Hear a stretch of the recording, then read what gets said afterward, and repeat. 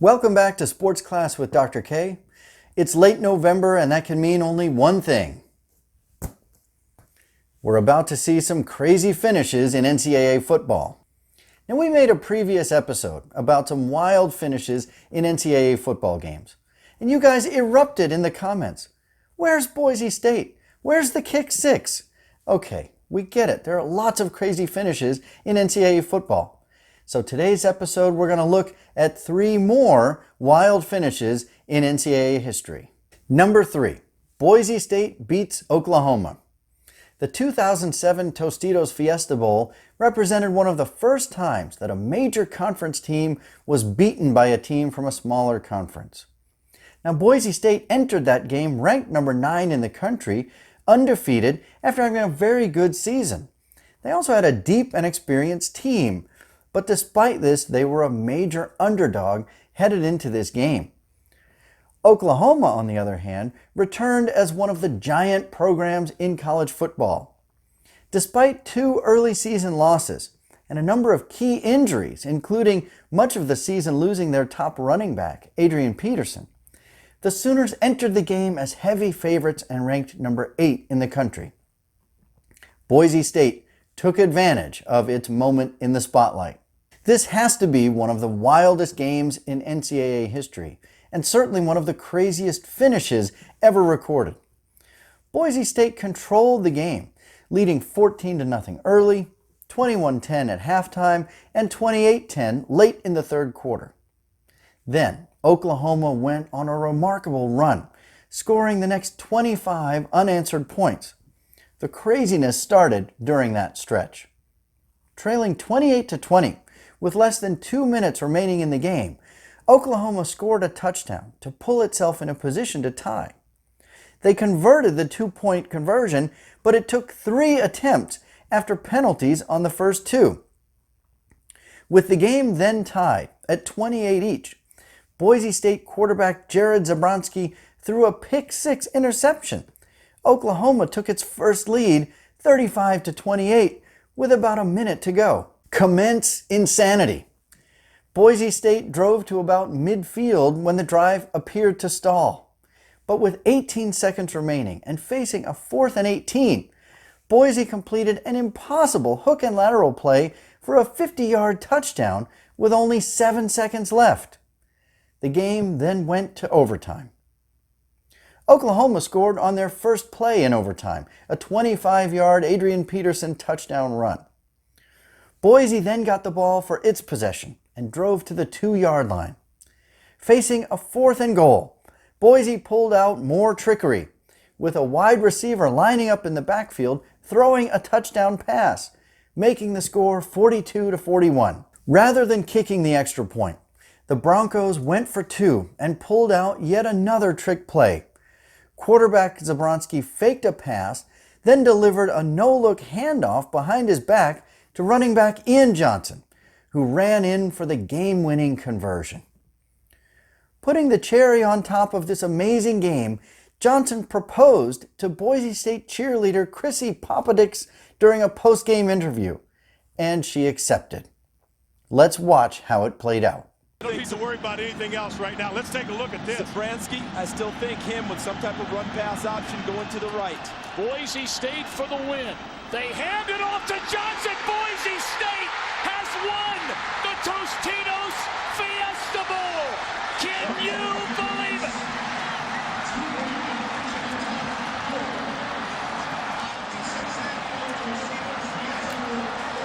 Number 2, the miracle at Michigan. The play was called Rocket Left, and it remains one of the most famous Hail Mary plays of all time.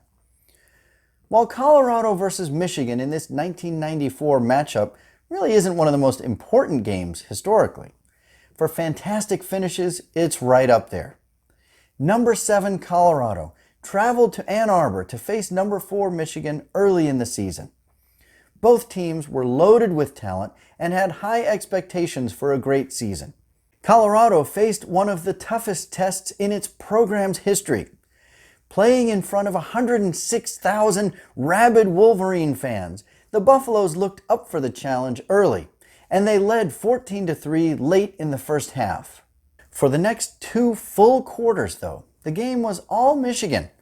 The Wolverines scored 23 consecutive points and led 26-14 late in the game. The Buffaloes, meanwhile, had stalled. Their first 6 drives in the second half ended in 5 punts and 1 fumbled turnover. Beginning with 8 minutes left in the game, though, Buffalo's quarterback Kordell Stewart regained his footing and led the Buffaloes deep into Michigan territory. Unthinkably, though, as Stewart dove for the goal line on a quarterback run, he fumbled the ball into the end zone and it was recovered by Michigan. So trailing by 13 points with 5 minutes remaining, all appeared lost for the Buffaloes. But their defense held, and the Buffaloes got the ball back on their own 28-yard line with just about 4 minutes to go. Kordell Stewart led his team down the field, and with just over 2 minutes remaining, the Buffaloes scored a touchdown to pull within 26-21. But the onside kick attempt failed, and Michigan got the ball and could pretty much run out the clock. After 3 straight runs failed to produce a first down, Michigan had to punt, and Colorado got the ball back on its own 15-yard line with 14 seconds left. Impossible, right? Wrong. Kordell completed 1 pass to get his team to the 36-yard line with only 6 seconds left. Time for one last Hail Mary play. The coaches called for Jets rocket left, and Colorado's 3 wide receivers streaked down the left side. Kordell maneuvered for time, then unleashed an incredible pass from his own 27-yard line. The ball traveled more than 70 yards in the air. After a chaotic tip at the goal line, the ball found its way into the arms of Michael Westbrook, who made the catch for an incredible win, 27-26. One of the great broadcasters of all time, Keith Jackson, had the call that day. Let's hear him call it. I think he just went over and says, just throw it up. If I were the defense, I'd have a few more guys over there. 3 wide outs at the top of the picture. Stewart with time. Lets it go. He's got 3 people down there. The ball's up in the air. Caught. Touchdown. Caught by Westbrook for a touchdown. Incredible.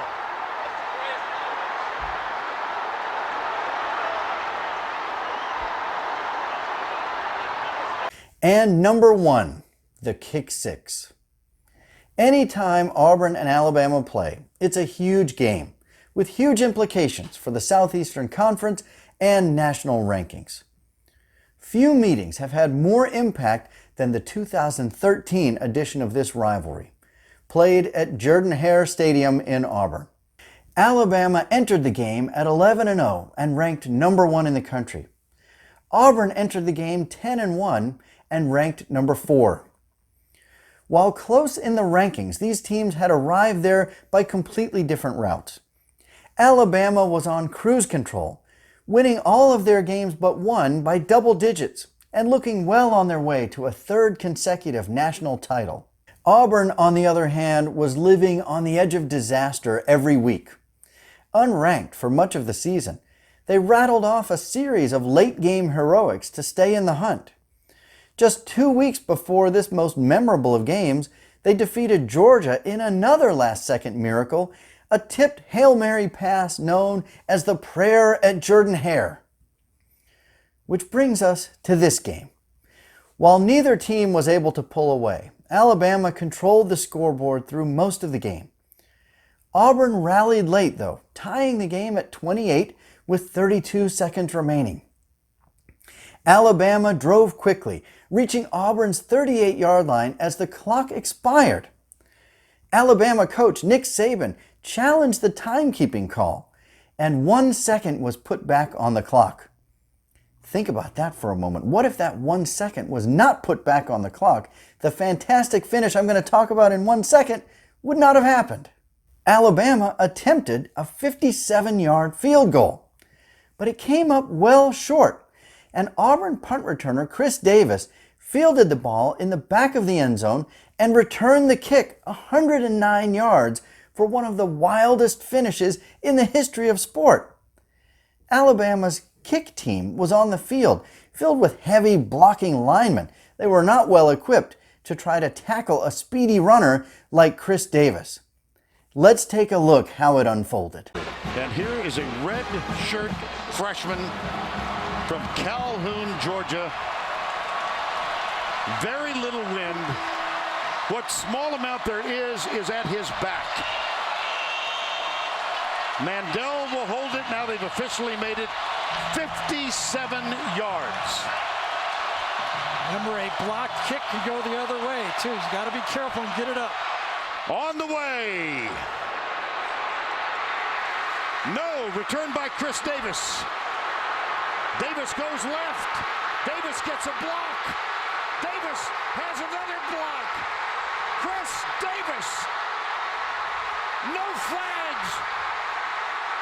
Touchdown. Auburn. An answered prayer. A few tidbits about this game. Davis's 109-yard return was as long as you can have from the very back of the end zone, but it was only good enough to tie the all-time record. The other 109-yard return had been set earlier that same season by LSU wide receiver Odell Beckham Jr., who made his return on a very similar play, running back a short field goal from the back of the end zone. Another tidbit. Earlier in the fourth quarter, Alabama had its longest touchdown in program history, a 99-yard pass completion to wide receiver Amari Cooper. The game also featured two Heisman Trophy finalists, Alabama quarterback A.J. McCarron and Auburn running back Trey Mason.